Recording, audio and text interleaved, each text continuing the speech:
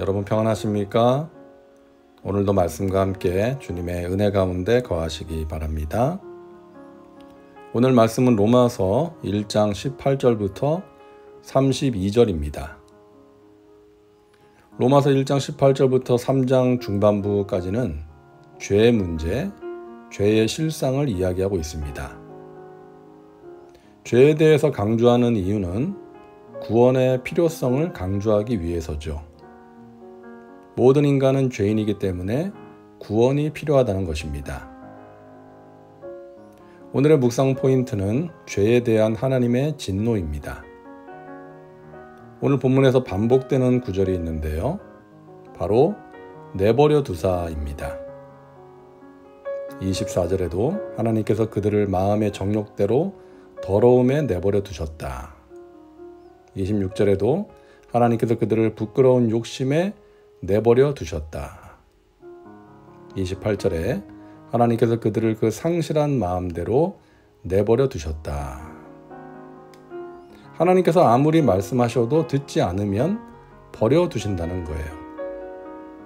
내 마음대로, 정욕대로, 본능대로 살아라. 그래서 나쁜 짓을 해도 잘 되는 것은 저주입니다. 하나님 없이 사는데 잘 되는 것은 하나님이 그 인생에 간섭하지 않기 때문이죠. 하나님께서 간섭하시고 죄를 막아주시고 말씀대로 살도록 깨닫게 하시고 인도하시는 것이 은혜요 복인 것입니다. 어느 유명한 무신론 철학자가 큰 광장에 사람들을 모아놓고 무신론 강연을 했습니다. 강연이 한창 무르익었을 때 갑자기 이 사람이 시계를 풀더니 격앙된 어조로 말합니다. 신이여, 내가 앞으로 당신에게 5분을 주겠소. 나는 5분 동안 당신을 저주할 것이오. 만약 당신이 살아있다면 나를 벌하시오. 그리고 5분 동안 입에 담지 못할 저주로 하나님을 모독하는 말을 합니다. 5분이 지나자 이 사람이 의기양양한 목소리로 사람들에게 말합니다. 보시오. 이만하면 신이 존재하지 않는다는 사실은 충분히 입증된 것 아니겠습니까? 그때 한 노인이 앞으로 나오면서 말합니다. 할 말이 있소. 당신은 방금 신이 존재하지 않는다는 것을 증명한 것이 아니오. 당신이 신과 아무 상관이 없는 사람이라는 것을 증명한 것이오. 지금까지 나의 경험에 의하면 나의 하나님은 내가 그분을 거스를 때 나를 책망하시고 때로는 나를 징계하셨소. 나는 그대로 버려둘 수 없는 그분의 자녀였기 때문이요. 오늘 하나님을 저주하는 당신에게 아무 일이 없었던 것은 당신이 버림받은 사람이라는 것을 증명한 것이요. 시편 73편을 보면 시편 기자가 악인의 형통함을 보면서 괴로워합니다. 사람들이 당하는 고난이 그들에게는 없고 사람들이 당하는 재앙도 그들에게는 없나니 그러므로 교만이 그들의 목걸이요 강포가 그들의 옷이며 살찜으로 그들의 눈이 솟아나며 그들의 소득은 마음의 소원보다 많으며 그들은 악하게 말하며 높은 데서 거만하게 말하며 나는 종일 재난을 당하며 아침마다 징벌을 받았도다. 무슨 말입니까? 왜 악인은 잘 되고 의인은 고난받느냐는 거죠. 그 현실을 괴로워하는 것입니다. 그런데 시편 73편의 결론은 뭐예요? 무릇 주를 멀리하는 자는 망하리니 음녀같이 주를 떠난 자를 주께서 다 멸하셨나이다. 하나님께 가까이함이 내게 복이라. 내가 주 야훼를 나의 피난처로 삼아 주의 모든 행적을 전파하리이다.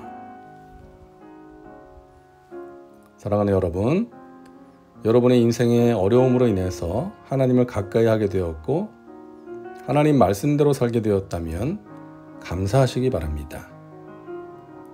여러분이 하나님의 품 안에 있다는 증거이기 때문입니다. 하나님의 심판은 내버려 두는 것입니다. 구체적으로 어떤 사람들에게 이런 하나님의 진노와 심판이 임하는가?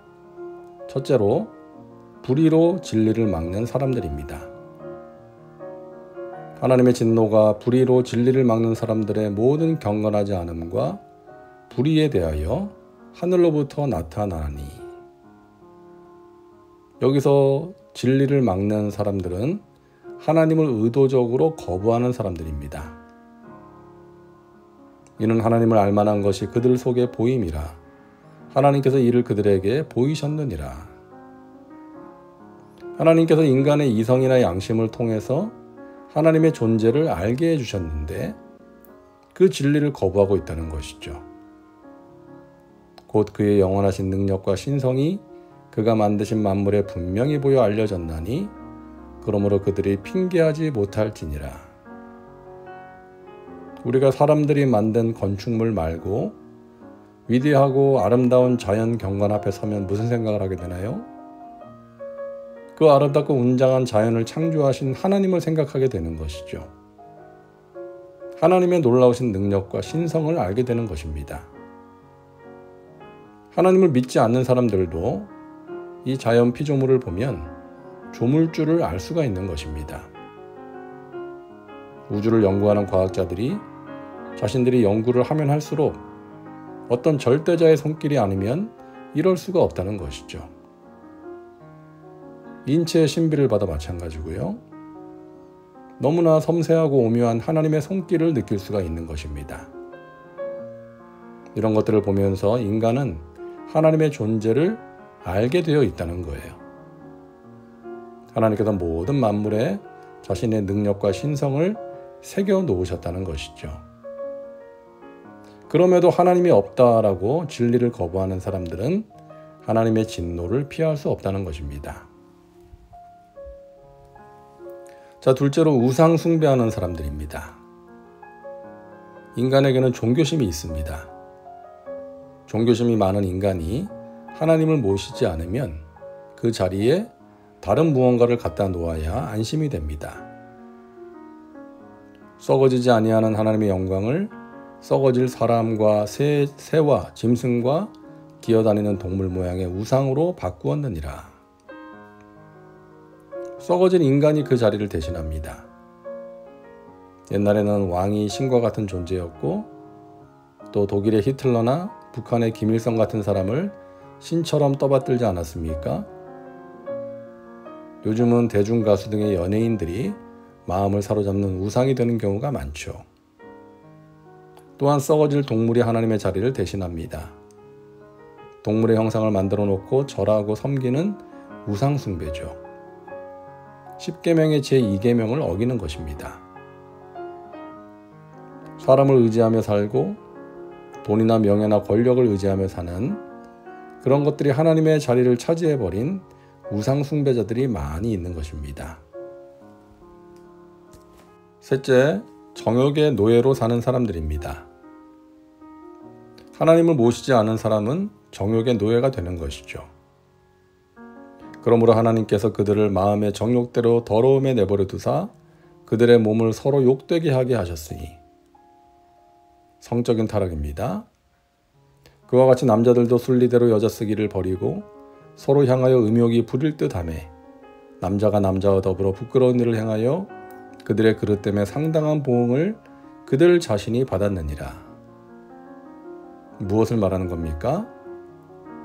동성연애입니다. 그 당시에 로마에 동성연애가 편만했다고 합니다. 역사가들의 증언에 의하면 15명의 로마 황제들 가운데 14명이 동성연애자였다고 합니다. 로마의 철학자들 중에도 동성연애자들이 많았다고 하고요. 미국이 동성연애를 합법화했죠. 하나님의 창조 질서에 위배되는 행위입니다. 비단 미국만의 문제가 아니죠. 우리나라도 얼마나 성적으로 문란해졌습니까? 그들의 그릇 때문에 상당한 보응을 그들 자신이 받았다라고 말씀하죠. 정신적으로 황폐화되고 가정이 파괴되고 또 육체적으로도 성병이나 에이즈로 고통받게 되는 것입니다. 마지막 네 번째로 하나님의 진노를 피할 수 없는 사람, 바로 마음에 하나님 두기를 싫어하는 자들입니다. 부도덕하고 불의한 삶 21가지 모습이 기록되어 있는데요. 이런 죄를 짓게 되는 근본적인 원인은 도덕적인 문제가 아니라 신앙적인 문제, 영적인 문제입니다. 그 마음에 하나님 두기를 싫어하기 때문입니다. 하나님을 마음에 두기 싫어하고 하나님을 멀리 떠난 세대는 이러한 불의 속에 빠질 수밖에 없는 것입니다. 더 무서운 것은 자신들의 잘못을 모른다는 거예요. 32절입니다. 그들이 이 같은 일을 행하는 자는 사형에 해당한다고 하나님께서 정하심을 알고도 자기들만 행할 뿐 아니라 또한 그런 일을 행하는 자들을 옳다 하느니라.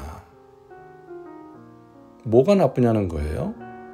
동성연애가 또 이런 것들이 뭐가 문제냐는 것이죠. 자신들의 양심은 잘못된 것이라고 하는데 그 양심의 소리를 무시하고 불의로 진리를 가리고 있는 것입니다. 몰라서 짓는 죄가 아니라 알면서도 의도적으로 짓는 죄입니다. 그 마음이 하나님을 떠나 있기 때문이에요. 이처럼 불신앙의 사람, 하나님을 떠난 사람은 하나님의 진노와 심판을 피할 수가 없다는 것입니다.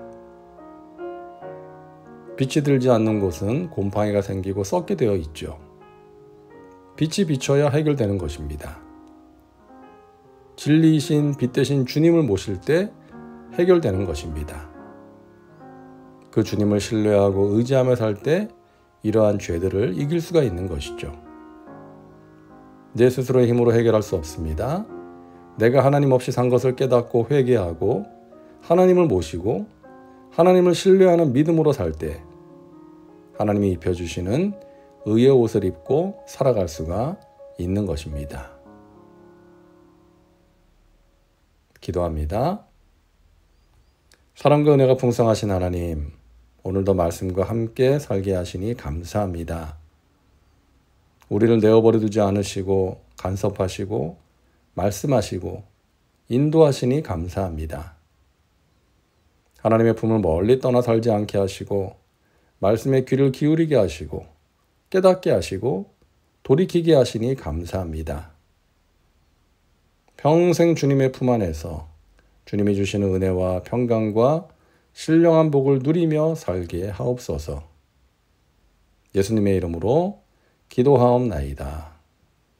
아멘. 오늘도 말씀과 함께 은혜 가운데 거하시기 바랍니다. 여러분 사랑하고 축복합니다.